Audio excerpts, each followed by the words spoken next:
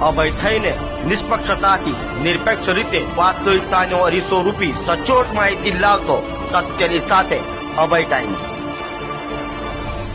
સુરતના કતારગામમાં લાખોની ઘરફોડ ચોરી કરનારી ઢોમાંથી એક સિકલીગરને ક્રાઇમ બ્રાન્ચે લાખોના મુદ્દામાલ સાથે ઝડપી પાડ્યું છે।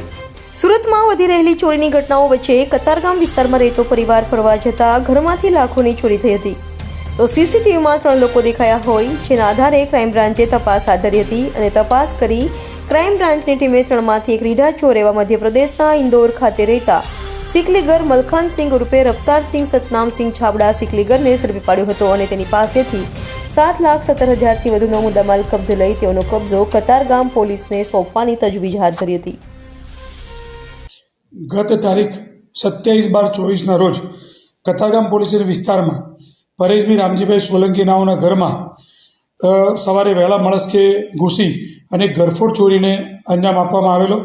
એ જે ફરિયાદી છે એ સવારે આબુ અંબાજી રવાના થયેલા।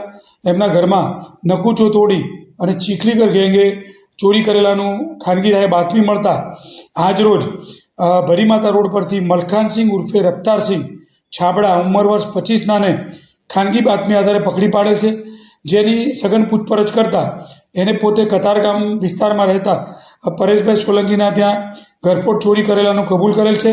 એ ચોરી કુલ 9,78,000 રૂપિયાની હતી, જે આજરોજ ક્રાઇમ બ્રાન્ચ દ્વારા એમાંથી 7,17,000નો મુદ્દામાલ, જેમાં સોનાની રુદ્રાક્ષની માળા, ચેન, વીંટી, બુટ્ટી વગેરે આજરોજ રિકવર કરવામાં આવેલ છે અને આરોપીને કતારગામ પોલીસ સ્ટેશનને સુપરત કરવામાં આવે છે અને આ ચોરીનો કતારગામ પોલીસ સ્ટેશનનો ગુનો ડિટેક્ટ કરવામાં આવેલ છે।